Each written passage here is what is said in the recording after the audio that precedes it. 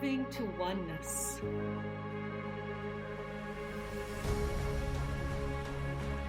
Nourishing curiosity. Embracing differences. Becoming one.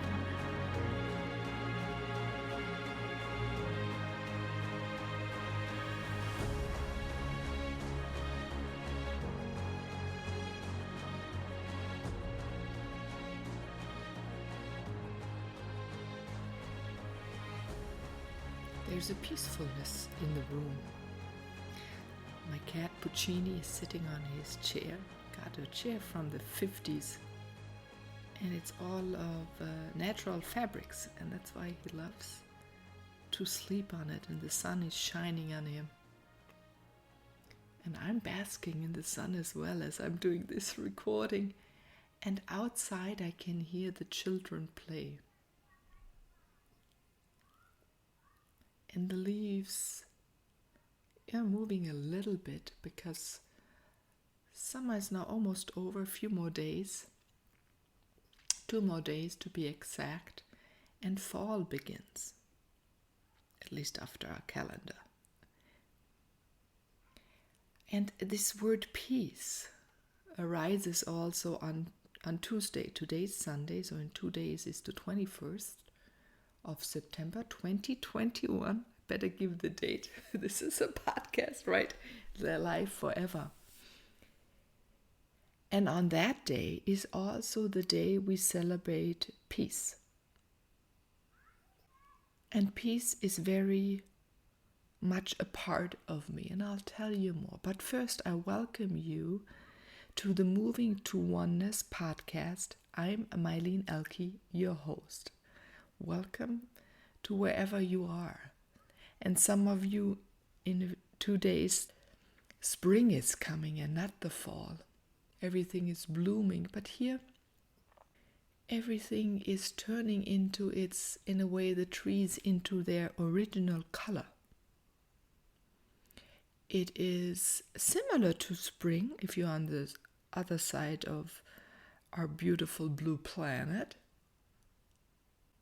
Right, where the vibrancy of growth, the flowers of spring are emerging. Here the trees show their color because the green disappears if they're not evergreen, right?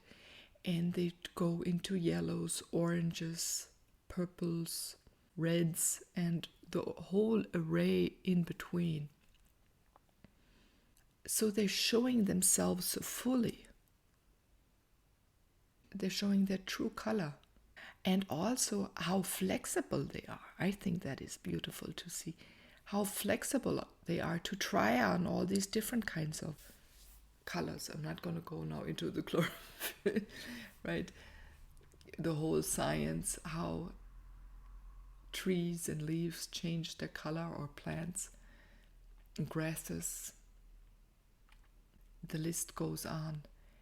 But what is so amazing, it is, this, in a way, desire. And I think that is sleeping within all of us. This desire to fully be who we are. So for you to fully be who you are, for me to be fully who I am.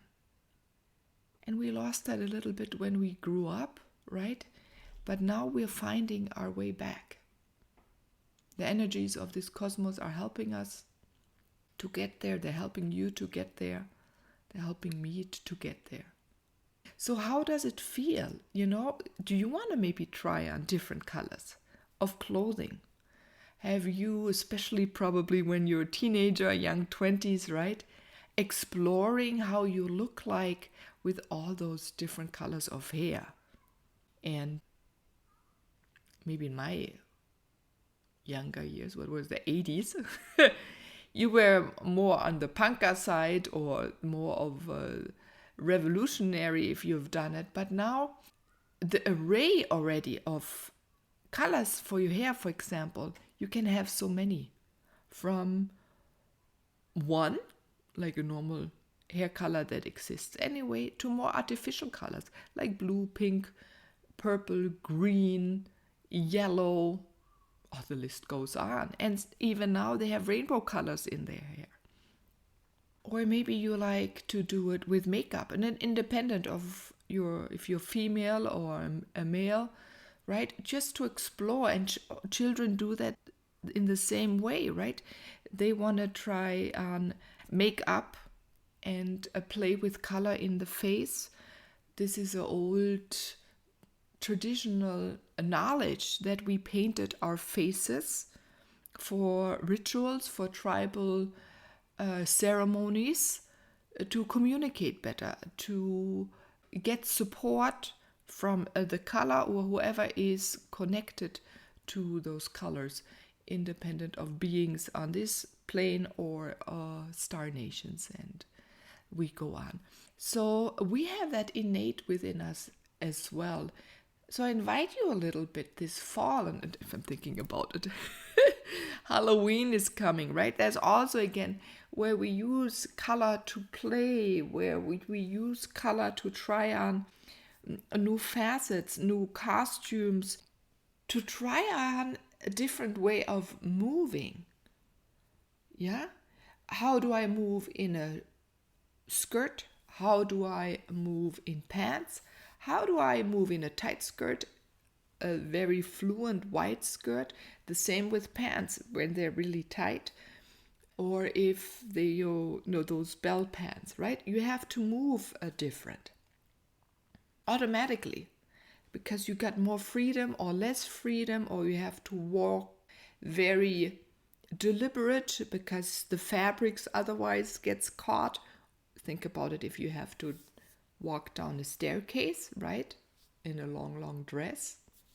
But then also for men, how does it feel if you wear a skirt? Many cultures, men do wear skirts, and I think it's time to stop to frown on it.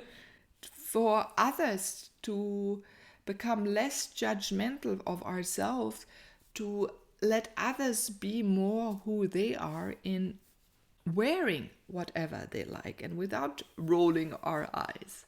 That's what I would wish, and it doesn't matter what gender you are. Wear what you want. It goes all the way to us being naked again. If we want to walk naked, let the person walk naked. Let us uncover what is hidden, why judgment arises. This is a good question. Ooh la la la la. This is a good question. What arises within you when other people do what they want and maybe you don't? Or what thought patterns come within when you see someone wear things that are not the usual, or with an okay of the cultural setting or the social setting. Yeah, could be even within one country where there's a certain kind of how you dress, but maybe there's the difference of social or economical level. And look there, or even in your clique, right? In your grouping or in your family, how is that discussed? What were you told? So it's a really interesting topic. I wanted to talk more about peace. But if you think about it, clothing is also the first way of being calm. When you do not have to worry what to wear and what others think about you, or that they judge you, right? At the end it goes, you're peaceful if you don't judge and you're not being judged. So the judgmentalism is a big dream of mine to dissolve, because the principle of judgment doesn't exist. It's a very human-made, whatever, I don't know what the right word is coming. Animals don't have. It's like they don't judge each other. If the one cat, if I look at Puccini right now sleeping there so beautifully in the sun, if he grooms his hair a little bit more or less, or he's a little bit more wet, or his color tone is not white or brown or beige or black or red, right? Why do we have that? Where does this come from? Is it coming from where we want to control others? or it was being used, the forbiddenness or this judgmentalism or the judging. Often fabrics are also a monetary thing, from really, really expensive natural. Nowadays we go to these horrible artificial fabrics, and you can see a cat chooses always a natural fabric. Why don't we do that? We moved away from it. Is it time now to move back, but with a more scientific way of creating beautiful natural fabrics to put clothing on, to sit on, etc., etc. Right? So also, if we make people wear certain things, or we judge them on not wearing them, because you can make people wear something by judging if they wear anything different, even if it's not the best for them, right? That has been done. Uniforms, I'm going to use that word. We have even uniforms, the poor men, they still have to go with tie, a shirt and a jacket. I mean, why?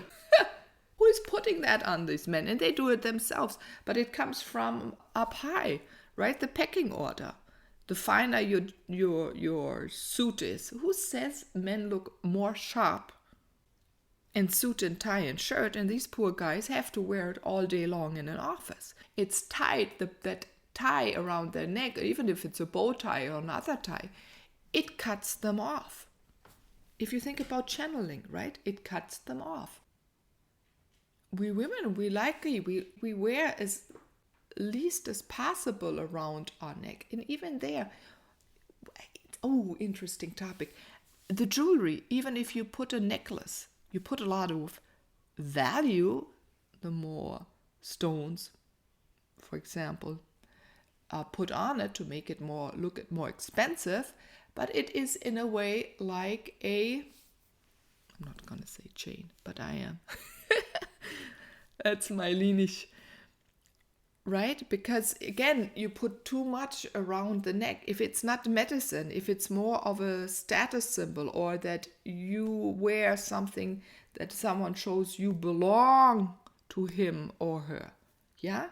If you maybe have a necklace because each piece is made out of medicine and you wear it really for a certain reason of a ceremony again, or to do a certain thing, then it doesn't disconnect you. It doesn't cut off your upper and lower body. So these are things to think about it. We can take it now in today's, or all of you, or many of you, you're interested in doing videos, in showing yourself and becoming visual. That is so beautiful, right? So even notice there, if you watch a person on video in an interview, for example, as I have many interviews, and notice what happens around the neckline. So if someone is wearing a necklace, your eyes stay always on the necklace, or always pulled back and back to the necklace. So a nice way is, don't wear a necklace if you are being interviewed, or you're holding interviews, or you're sharing your message on video.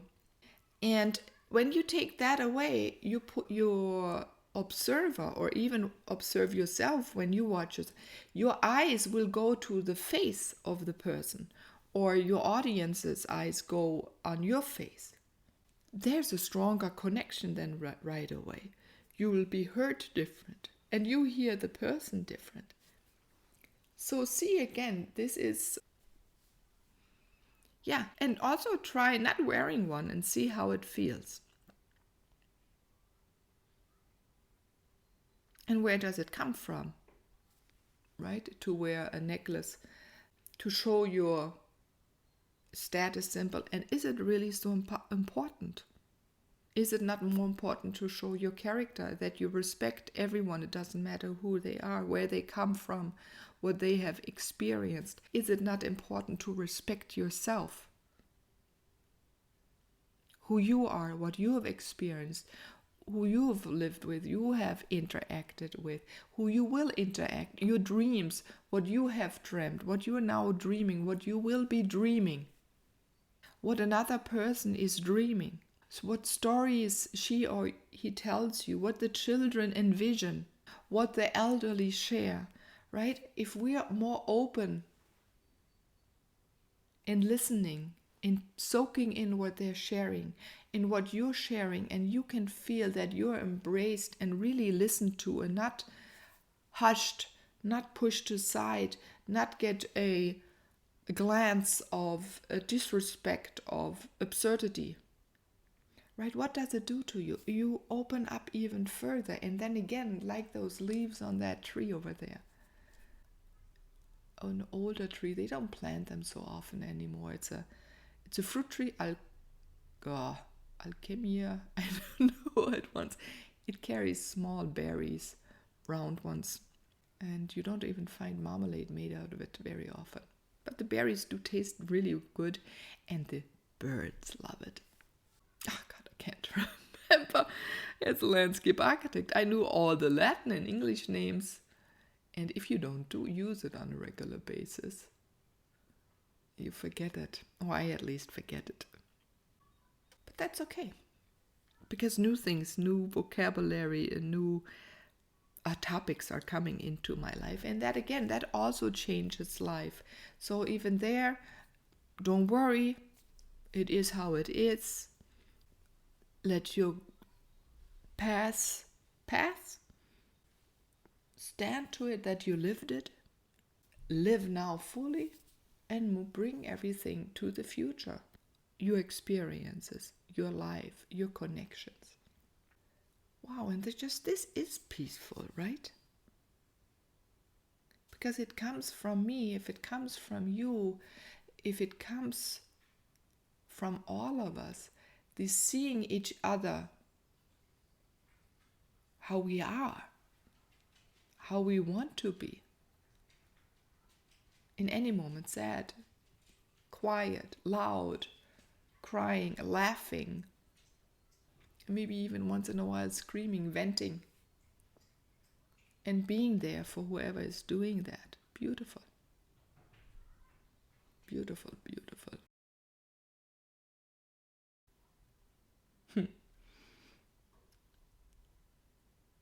A break because of family.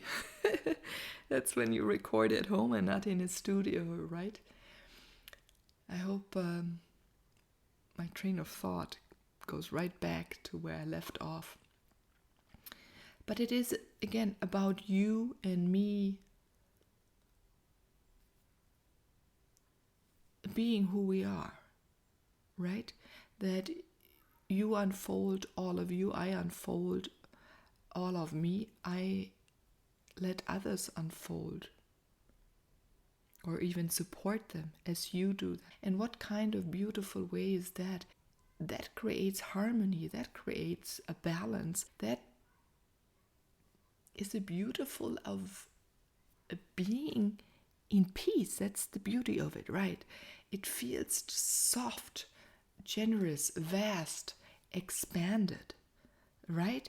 If I'm here and I can let you expand, then the energy in a room changes, right? It becomes peaceful. It's like when I started, the sun was shining onto Puccini. In the meantime, he did go outside. Yeah? And this warmth, and you can feel it, how you expand. And that energy, to send that out into the world. I did a peace concert in March with a friend of mine. She organized it. I supported her a lot. In Berlin, we walked through the city and then held an ancient ritual in front of the Brandenburger Tor with many musicians from around the world singing their messages, their songs with love, with passion, with an embrace of love and peace, right? The winds played with us, the sun played with us, and you could feel the pulsating of the ground, of the energy. And Berlin, right? A friend of mine said the code of Berlin is also peace. If you think about the code, my name carries also the energy of peace. And how often have I sung tones for peace? Maybe there will come one later. this peaceful state expands then out into the world that you carry, that I carry, that we all carry, and it will dissolve the resistance, the control over others. Yeah. It will solve judgmentalism, judgments about yourself, about myself, about ourselves. And we let things be. Yeah. Do you let things just be, let other people be so they can unfold their true color? And even explore, right? It doesn't go from A to B if they haven't done it. If I haven't done it in certain things, or maybe you have, it doesn't go from right now into right then, or from right then into right now. It is this transition, as I see at that leaf over there. You can see green on the same leaf, yellowish and orange tone, so brownish. And others there is more, goes directly from green, poof, very fast into brown, and right, the dark brown. So even there, depending on the plant, and here the one rose, it's more like a patch. It's not a beautiful gradient, right? It's more like patches. And who says one is better or more beautiful than the other? I think the differences make it vibrant, interesting to observe or to compare. But compare again without judgment, just noticing, becoming aware how it is different from one to the other. So observe how you do it, and how you do it in some topics in your life or situations in your life where it's easy to transition into what you desire, and others it's a little rougher, and to let it be, or to let others in your family, co-workers, in your community be, in the world. It doesn't matter if topics of religion, of politics, of education, of raising children, of dealing with the elderly. Whatever you start, sit down and let it radiate in a beautiful harmonic waves, in a soft waves, in a pulsating wave. And funny, it was called Pulse of Peace, a concert in March that time, and we're the clans of peace. It was taken over by others, so that's beautiful. They carry on this pulsating, right? That comes from a pure intent, from the pure thought, with your pure word, with your pure action, with your pure sound, or the sound of one, right? It radiates, pulsates out into the world. So this is what I would love to see. And I bring my little bit this week to celebrate, not just this week, but I've been doing it a lot, but there's this concentration now on Tuesday on peace. That this density of controlling others slowly dissolves, because we become less dense and we become less controlling of ourselves. You become less controlling of yourself, I become less controlling of myself, and this will radiate out into the world. This is peace, I believe, with a lot of love, with a lot of smiles, with a lot of happiness, with a lot of embraces.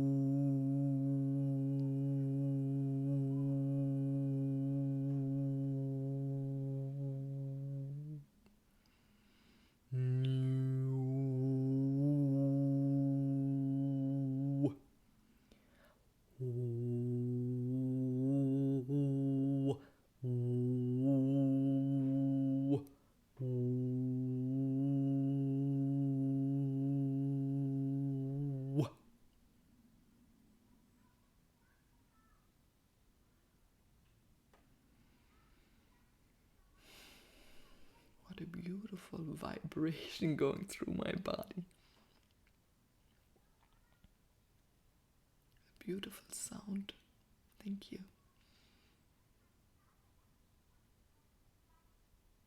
Let it radiate through you. Vibrate for a while.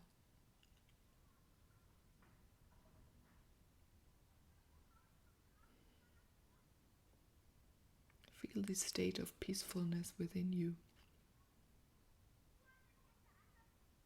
Tap back into it whenever you need it, because now you've experienced it, you will remember it.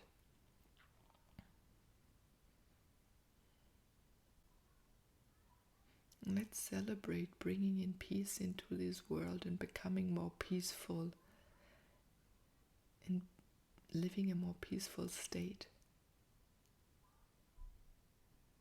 so that you can live more peaceful. I can live more peaceful. We all can live and do live more peaceful. Thank you everyone for listening.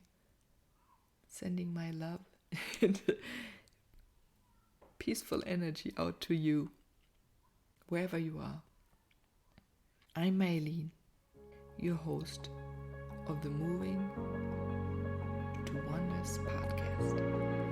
Bye bye.